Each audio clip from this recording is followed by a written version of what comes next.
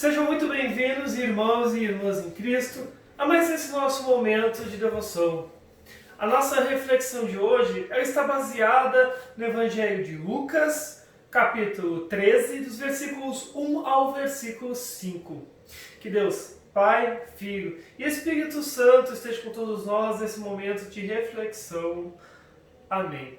Então, conforme eu mencionei, meus queridos irmãos e irmãs, a leitura de hoje para a nossa reflexão é Lucas 13, dos versículos 1 ao versículo 5, onde está escrito: Naquela mesma ocasião, algumas pessoas chegaram e começaram a comentar com Jesus como Pilatos havia mandado matar vários galileus no momento em que eles ofereciam sacrifícios a Deus.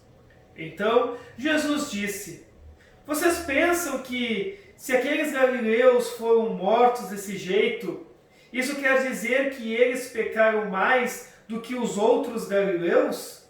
De modo nenhum. Eu afirmo a vocês que se não se arrependerem dos seus pecados, todos vocês vão morrer como eles morreram. E lembrem daqueles 18 no bairro de Siloé, que foram mortos quando a torre caiu em cima deles. Vocês pensam que eles eram piores do que os outros que moravam em Jerusalém? De modo nenhum.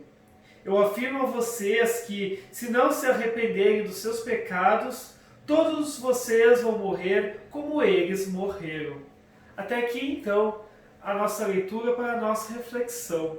Meus queridos irmãos e irmãs, eu convido nesse momento a cantarmos um hino. O hino chamado Jesus em Tua Presença.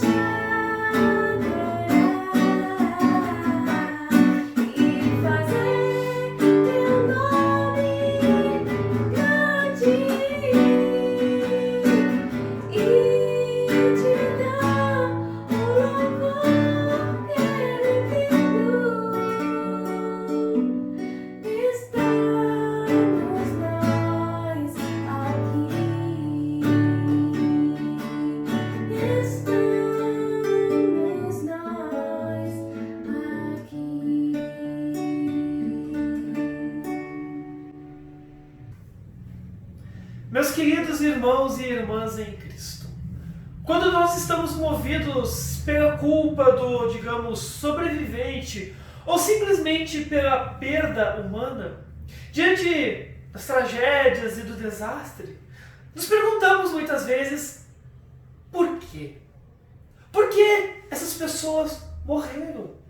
Será que elas fizeram algo para merecer o que lhes aconteceu? Por que aquela cidade, por que aquela casa foi destruída enquanto outras pessoas foram poupadas? Por que alguns morrem e outros são poupados? Por que alguns adoecem e outros não? Algumas pessoas em nosso evangelho parecem ter essas perguntas em suas mentes quando conversam com Jesus. Alguns judeus da Galileia tinham ido ao templo para adorar e fazer seus sacrifícios. E por ordem do governador romano Pôncio Pilatos, talvez em resposta a uma revolta ou rumores de rebelião, nós não sabemos, o texto não nos revela, mas nós sabemos que por ordem dele, soldados atacam os galileus e os matam, misturando o sangue deles com o dos animais que estavam destinados ao sacrifício. Numa outra tragédia também que Jesus conta, uma torre lá no bairro de Siloé, em Jerusalém, desabou e matou 18 pessoas. E ao ouvir esses relatos, Jesus, digamos, ele atiçou aquela pergunta que provavelmente já estava na cabeça das pessoas que estavam ao seu redor, assim como na nossa em alguns casos. Por quê? Por que isso aconteceu? Será que aqueles galileus eram os piores pecadores do mundo? Será que aquelas pessoas que morreram em Siloé eram mais merecedoras ou eram pessoas piores do que todas as outras que moravam em Jerusalém? Por que eles morreram? Jesus fermenta essas perguntas daquelas pessoas, mas ao mesmo tempo fornece uma resposta. Embora, digamos que talvez ele não ofereça as respostas que nós esperamos ouvir. As pessoas que morreram foram piores pecadoras ou mereceram mais do que as que sobreviveram? Não, de modo nenhum, afirma Jesus. Cristo não diz se teve um motivo ou um propósito para aquelas mortes. Mas imediatamente ele chama a atenção e o nosso foco, nos desviando os olhares daquelas tragédias para uma possibilidade de uma terrível e eterna tragédia. Se não se arrependerem dos seus pecados, todos vocês vão morrer como eles morreram. Meus queridos, em situações que nos assustam, em circunstâncias de doença e tragédia, queremos saber o porquê que essas coisas acontecem.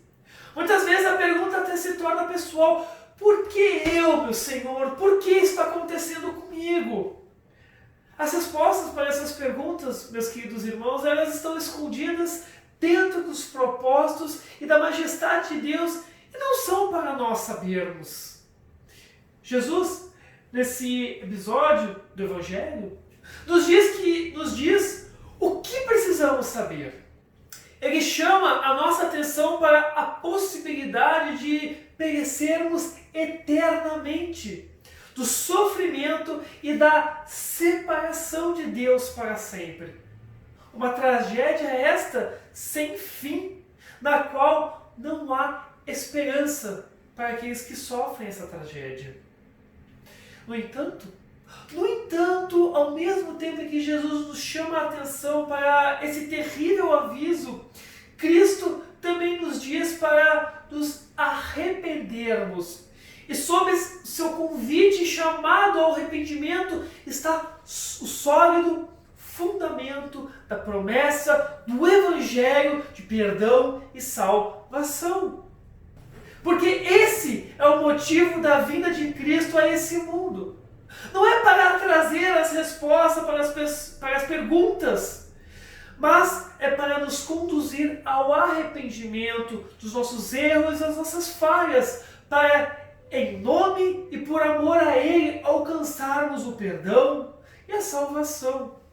Por isso que Jesus muda o foco dessas perguntas que talvez estavam na cabeça daquelas pessoas, mostrando que, por mais que as nossas curiosidades e dúvidas a respeito do porquê disso, do porquê aquilo surja, ela não pode tirar os nossos olhos daquilo que é realmente importante: o perdão de Deus. Porque somente através do perdão é que nós podemos ser preenchidos de esperança e confiança nas promessas de Deus a respeito da vida eterna. E preenchidos com essa esperança e confiantes em suas promessas, somos conduzidos a levar essa mensagem do Evangelho de Cristo a todas as outras pessoas que estão ao nosso redor, que também precisam ouvir, que também estão sofrendo, para que elas sejam, assim como nós, testemunhas do amor de Jesus Cristo. O sangue dos galileus se misturou com o sangue dos seus sacrifícios. O sangue de Jesus, o Cordeiro perfeito do sacrifício perfeito de Deus, fluiu da cruz para lavar os nossos pecados. A torre de Siloé desabou e matou 18 pessoas. Para a nossa salvação, Jesus foi esmagado sob o peso do pecado e da culpa humana. Não sabemos os motivos para a morte daqueles galileus ou daquele povo de Siloé, mas sabemos e conhecemos o motivo da morte do Filho de Deus. Ele sofreu e morreu para pagar a penalidade que eu e você mereceríamos por causa dos nossos pecados. Ele se levantou para vencer a própria morte, para que eu e você pudéssemos viver em sua presença para sempre. E ao refletir sobre o que levou Cristo a tamanho sacrifício, possa talvez trazer à mente uma outra pergunta. Por que ele fez tudo isso por mim? Por que tamanho sacrifício para mim? Por que para mim? E nós sabemos a resposta, meus amados. Porque Deus amou o mundo de tal maneira que deu o seu único Filho, para que todo aquele que nele crê não morra, mas tenha a vida eterna. Que Deus, Pai, Filho e Espírito Santo guarde essas palavras em nossa mente e no nosso coração. Amém. Bem, meus queridos irmãos, eu convido nesse momento a juntar nossas mãos e encerrarmos esse nosso momento com uma breve oração. Senhor Jesus, temos tantas perguntas, queremos saber por que as coisas acontecem como acontecem. Queremos razões e respostas para as tragédias sem sentido que testemunhamos. Mesmo que essas perguntas não sejam reveladas, leve-nos ao arrependimento de nossos pecados. Perdoa-nos e encha-nos de esperança e confiança nas suas promessas.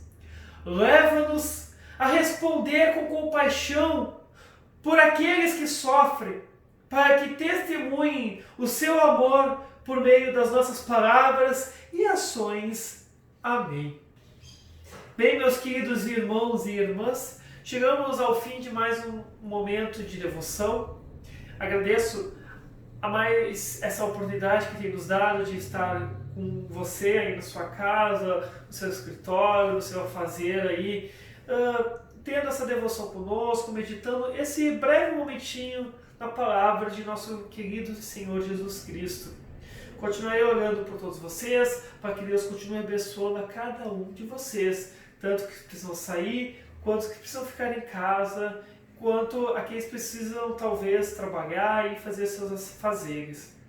Continuarei também orando para que Deus continue nos dando força nesse momento que nós estamos passando, essa crise que nós estamos vivendo, desse vírus, e que com a graça de Deus e pela vontade do nosso Senhor, que todos nós atravessemos esse momento, superemos ele e possamos logo nos reencontrar, nos abraçar, tanto a todos nós como também as pessoas queridas ao nosso redor. Que Deus abençoe todos vocês hoje e para sempre. Amém.